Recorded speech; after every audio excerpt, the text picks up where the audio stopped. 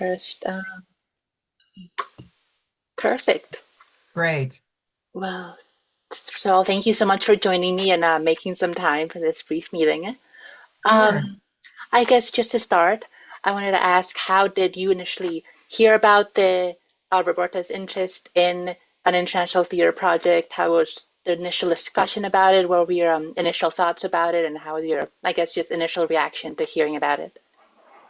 Sure. Well, Roberta Levito and I have a long history. Worked together in Alaska many, many years ago, and she was a dramaturg on my play, The Women of Lockerbie, and brought me up to Bennington College, which is where you go to school, right? Yes. Yeah. So she was on the faculty up there and brought me up to do a workshop of my play. And we've just been friends over the years, and as well as colleagues. And I think our international paths started one night when we were sitting in the cafe Un Deux Trois in Manhattan, and she said that she was getting frustrated with working in the American theater, and that she really wanted to sort of start doing international work. And so we raised a glass and said, well, let's do international work. And we made a toast, just casual friends over dinner. And we've laughed about that because that toast ended up setting in motion many, many things for her and for me as well, but mostly for her. So flash forward a couple of years, and I'm sorry, I can't remember the timeline on all of this because I'm getting old and all of that is a blur, but I got a residency in Denmark through New Dramatists. And when I arrived in Denmark, I was treated like a royal guest. I mean, they held receptions for me. I was, taken out for cake every afternoon. I was taken to the theater. Uh, I met the ambassador, the cultural ambassador, and next time I saw Roberta, I said to her, I'm so embarrassed and ashamed about being an American because we don't even have a cultural affairs officer in our embassy. And I was treated like I was, royalty. And she said, well, the same thing happens to her. And Katrine Fillou, we were all sort of chatting, and it's like, we don't have that in the United States. We don't value culture. And so through a series of conversations and then a gathering at New Dramatist over one of the Gulf Wars, where we were all talking, Theater Without Borders was hatched. And my memory on this is very fuzzy, except that um, it all started, it started as it was prompted by the Gulf War, and then it was prompted by the fact that the three of us had done a lot of international work and were treated so well overseas, but there was nothing like that the Americans could do. So, and I know my interest in it, and I can't speak for Roberta or Katrine because I know they shared this interest, but they had other interests as well, was to sort of look at Theater Without Borders initially as a hospitality gesture, that if our government and our embassies were not going to have cultural affairs officers, or we're not going to extend any sense of welcome or any hospitality to visitors coming from overseas to the United States, well, then we felt it was sort of incumbent upon us to do that. And so we spent many hours online talking. I believe we had Skype. This is before the days of Zoom, and we decided to create a website, Theater Without Borders website, and it initially started as a very complicated interface where if you joined, well, we paid for it ourselves. Everybody divvied up the cost and chipped in the money, and Morgan Allen at New Dramatist designed it. And if you were a member, then you had to list, and anybody could join, any individual can join. So we reached out to everybody we knew, and you had to say like what countries you had contacts in. And so I had Denmark. I can't even remember which ones I had because I was doing a lot of work. We all did. And then we created this very complicated thing where if you were going to Denmark, or you were, you could contact me and I could put you in touch with people in Denmark. Or if you were coming from Denmark, I was the point person, and so for years, every time a Danish theater artist would show up in the United States, they started calling me the American ambassador. That was my nickname in Denmark. And everybody had similar experiences. They would call me and I'd say, well, what do you want to do while you're here? What kind of artists do you want to meet? What's your interest?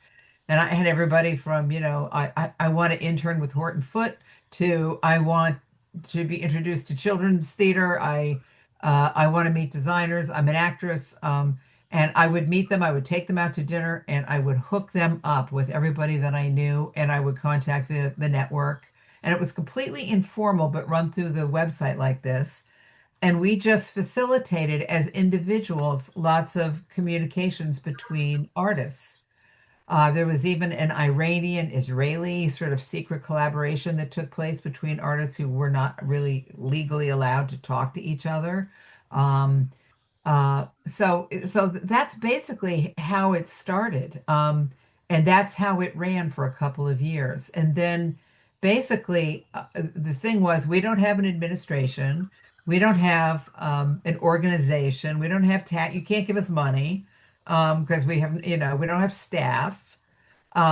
Basically, if you were interested in doing something, you could just do it and anybody who was interested could jump in and help you do it. And so a bunch of initiatives started that way. And a lot of them, I remember there was one that came out of Boston. I can't even remember. I'm sorry, my memory is fuzzy. I think it was about responding to wartime stuff. And then people would get together and hold consortiums or have conferences. And we had TWB gatherings where people came in and again, it was all it was individually driven.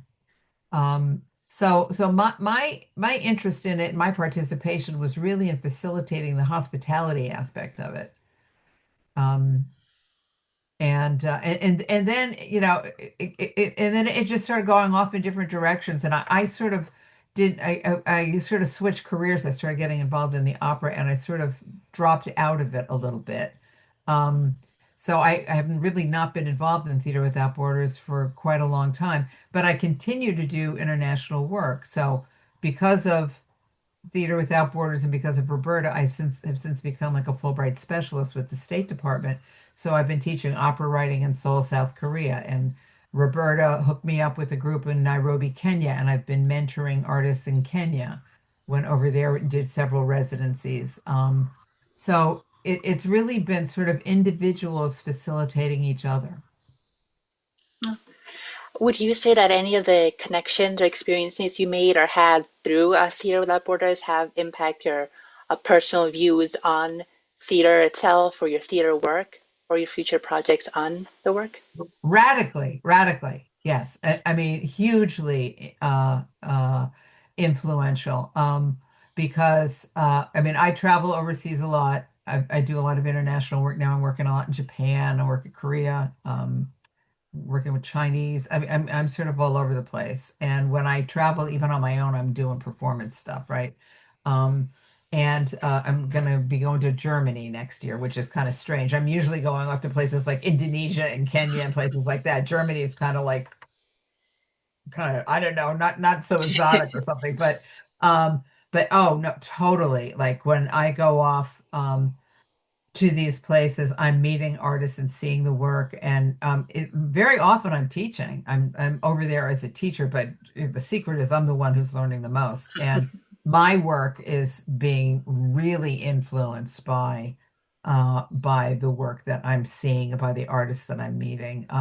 In fact, it has radically changed the way that I approach my work as a writer, and my work is completely informed by international influences. So much so that I've actually developed a course out of this that I teach at NYU, although I just retired like 6 weeks ago.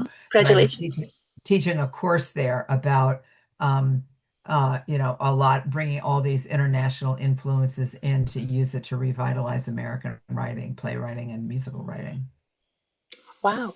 Would there be, I mean, I'm sure they were all extremely impactful and great experiences, but are there any specifically that stand out as especially impactful or especially relevant to your I know your work.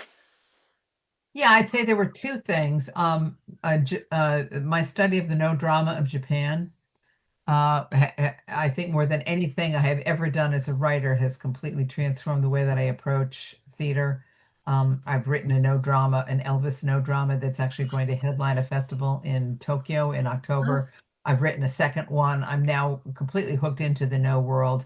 I am in Japan all the time, it seems. So Japan, that one, and my time in Kenya. mm-hmm. My time in Kenya, really. And again, that was all facilitated by Roberta. Um, and realizing, I guess there was one work in particular that um, completely transformed the way that I think about how a chorus can be used. Um, because it was based in some tradition, some tribal tradition that the author came from, which, that has really impacted my work. But I'd say Japan mostly. Yeah. Oh, yeah, those both sound absolutely wonderful. Yeah. Um, I suppose going back to the start of Theater Without Borders, what was it like planning the initial new dramatist gathering, and then what was it like when it became such a not unexpected but maybe surprising success and had such a huge attendance?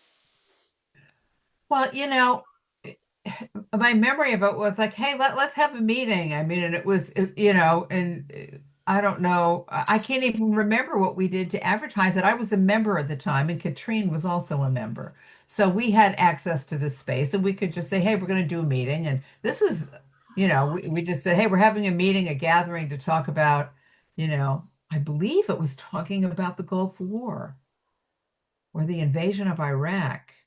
So I can't even remember, but it was a long time ago.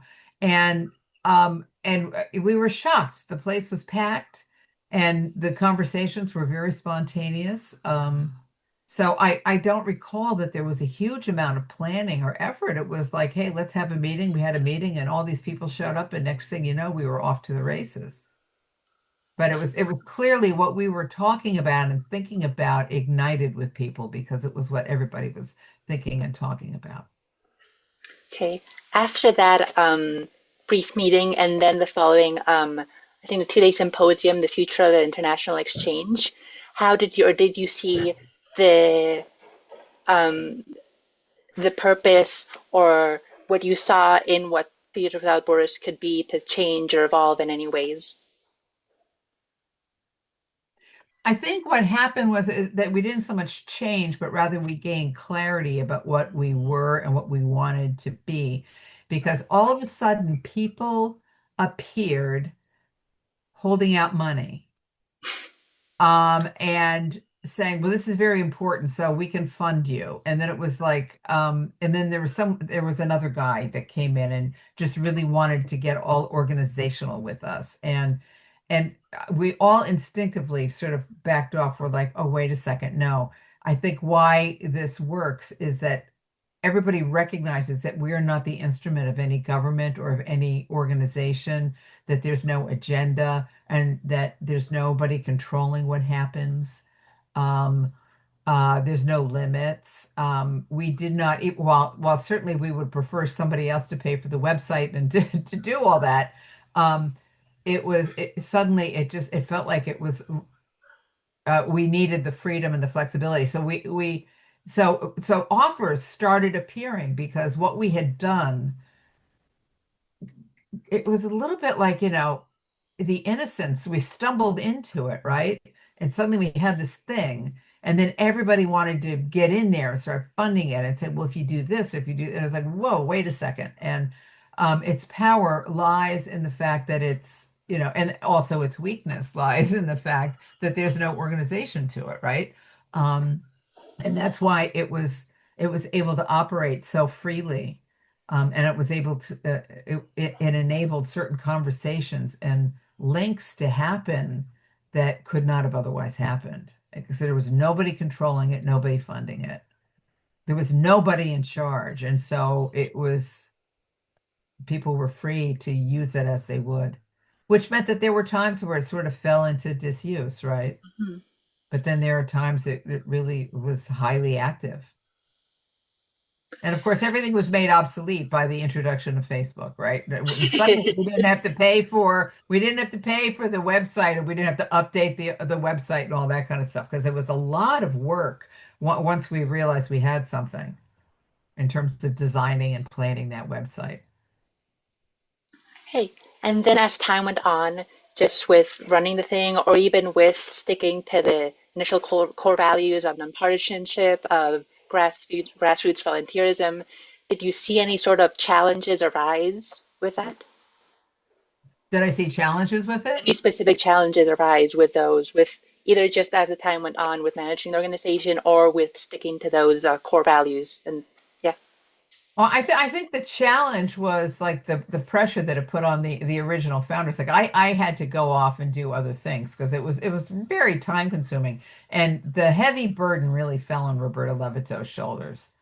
And she was, yeah, as all of us sort of peeled off and sort of went our own ways and would occasionally dip back in when there was something, because we Mhm. all continue to work internationally. But she was the one that shouldered it, and I think that was the challenge. Hey, perfect. Cheryl, thank you so much for your time. Those are all the questions Absolutely. I I'm have for sorry, now. my memory is so fuzzy. No worries at all. Before we leave, is there anything else you'd like to mention or touch on? I just wish our embassy would have cultural affairs officers and engage in some basic hospitality. Yeah, And I wish that our culture would value culture more, right? I think one of the reasons I work overseas is that artists are respected over there in the way that they're not here. And that situation hasn't changed, but I think that's something in our DNA. yeah. Yeah.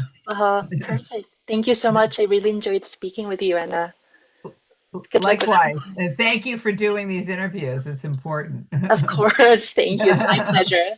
Okay. Talk to